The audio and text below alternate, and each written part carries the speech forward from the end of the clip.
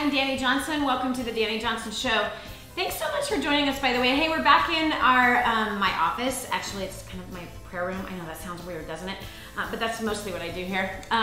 Anyway, so this is a continuation from last week on the day that we were giving you a really good solid business tip about being able to handle the challenges of working on a big project, especially when you have no experience in. And so if you did not see last week's episode on this, where I gave you one tip on that, today I'm giving you point number 2 and maybe number 3 if we have time. But nonetheless, welcome to my home and welcome to this nice little fun space that I love to be in, that I'm in every single morning, and honestly praying for you. All right, so managing a project that you have no experience in and the challenges, like handling the challenges that get created with it. And so I've got my journal here. These are just my own journal entry of some of the challenges that we've had. But number 1 last week that we talked about was managing your expectations, managing the expectations you have on other people and the expectations you have on yourself. You can set yourself up for failure if you are not managing your expectations right. But let's go into number 2.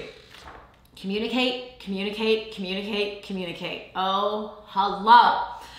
We touched on this a little bit last week, and that is this, that when you're communicating with somebody, you have to understand that they are hearing and perceiving what you are saying, but they do not have the luxury of seeing what's in your mind. They don't have the luxury, nor they don't have the ability, because they're human, they don't have the ability to really understand what it is that you are communicating. And this is why it's really, really important to, when you're working on a project, especially one that you don't have a lot of experience in, to make sure and have a high level of communication skills. This is how I was able to, when my husband was gone for the 10 days for the end of this house project that we've been working on, and he had kind of reached his fill of stress, he had reached his fill of like frustration, really, and mostly because of expectations and communication. And so he kind of was losing the grace, and he's a very gracious man, but he was losing the grace to be able to manage it. And it was like time for him to leave for 10 days to get off grid. He went on a camping trip, and then he'd asked me if I would help, and I had a blast. I absolutely had an absolute blast. It was so much fun. But what I had learned right away was to communicate. And so the very first thing that I did the very first day was I texted the builder a message.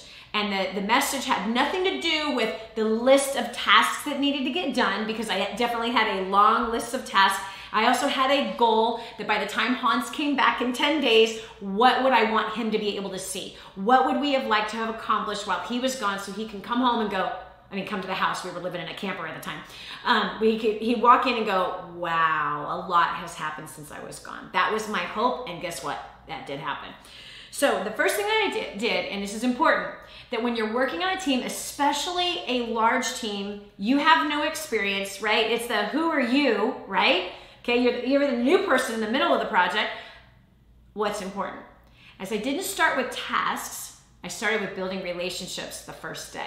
That was the first thing I did, was to build relationship. How? Well, first text that went out to Mike, our builder, was, Mike, first of all, I just have to tell you what an amazing job you and all of your teams are doing.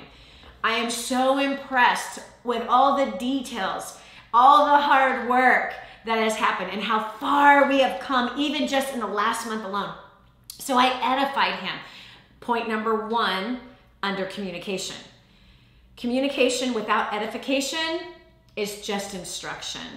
And instructions can be met with some insubordination sometimes. Instructions can be met with rebellion sometimes. Instructions could be met with, I don't really want to do that, or I don't think that's very important, or, does that really matter? Or this is just the way he wants it. It doesn't make sense that he wants it that way. Do you understand what I'm saying? So instructions, that if you want someone to buy in to what it is that you're trying to accomplish, you can't just lead with tasks and instructions. That's not communication. That's not the kind of communication I'm talking about.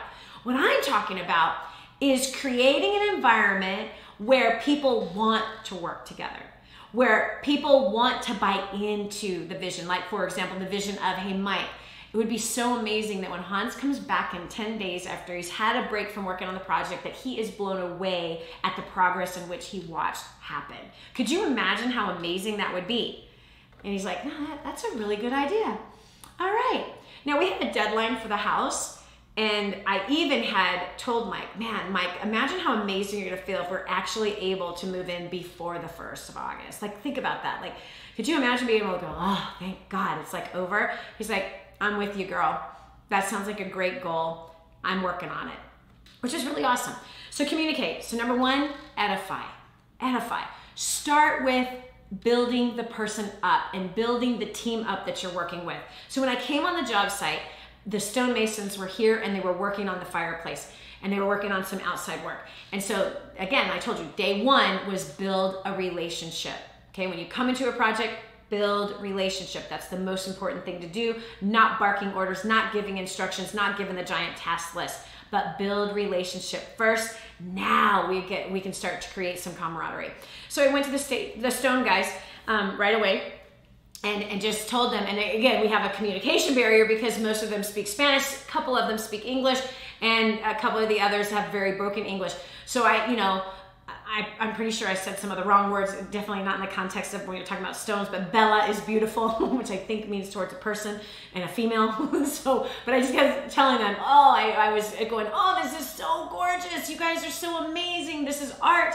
And instead of, again, hey, this needs to be fixed, that rock's in the wrong place, because that did happen, right? So when they started to build the fireplace, they kind of lost the rhythm of making it funky and weird and stuff sticking out and really like medieval looking, but they started to build a fireplace that was more like, all the other fireplaces that are in the Texas Hill Country, which is flat, geometric, not what my husband wanted. That's good for other people, wasn't good for what Hans wanted.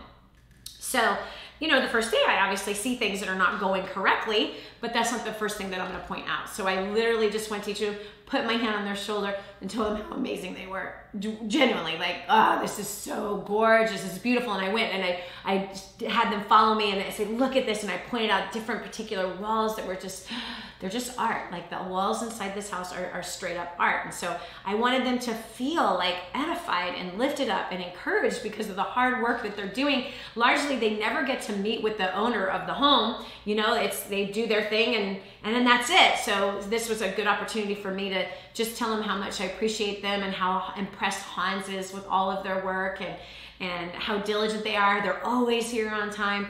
So again, look for ways to edify the people that are on your team. That's what I'm talking about with communication. So start with edification, start with encouragement, start with pointing out the things that people have done right, that they've done correct. And if you do it that way, then now you have at least a listening ear, someone that wants to understand, somebody that wants to get the project done, someone that wants to know what the vision is so that they can buy into that vision. Leave your tasks for after. Leave your list of things and of course the corrections that have to get done as well. So, which brings me to this under, again, this point of communicate. What do you do when you have to confront an issue or that something isn't quite being done right? In the case, for example, with the fireplace, right? And that needed to be done before Hans got home. That was one of the goals. And it being done right was the goal. And so how do you confront that issue? Well, if you do the first part that I just told you, right? And again, even if it might be wise for you to make a list of like 2, 3, maybe 4 or 5 things about what the person's doing that's right and that's good and that is admirable, right? Then you sandwich it with, hey, is there any way I can show you something that I've seen that I think is really, really amazing? So I brought them outside to look at the stonework that was done and how it was gnarly and like stuff sticking out the way that Hans wanted it.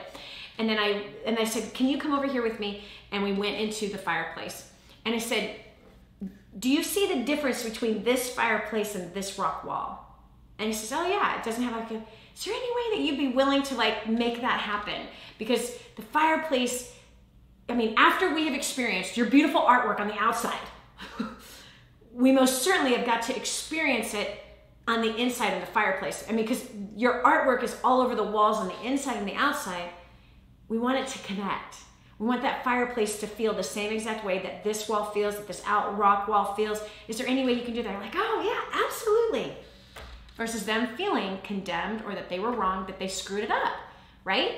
So Number 1, edify and encourage. Number 2, when you have to confront an issue, bring them to see it. Show what's right. Then ask if there's a way to build a bridge to make it work in the other place. Versus, well, why did you do this? This is usually how people confront. Why did you do this? Why did you all of a sudden lose the artistic feel that's all over the house? Why do you have this flat fireplace? Why is this thing all like geometric lines? Why didn't you do it the same way you did everything else? That could have been a way to approach it, but that instantly, that why approach instantly puts somebody on the defense, and that doesn't help them. So lead them with what was good, ask them if there's a way to be able to make it happen, then lead that conversation with more edification. That's point number 2 on handling the challenges of a big, stressful project and how to reduce some of that stress.